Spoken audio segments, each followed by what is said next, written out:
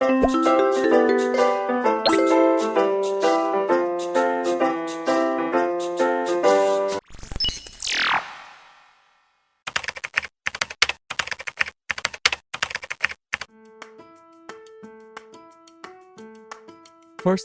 remove the outside casing. There are 6 screws we need to be removed.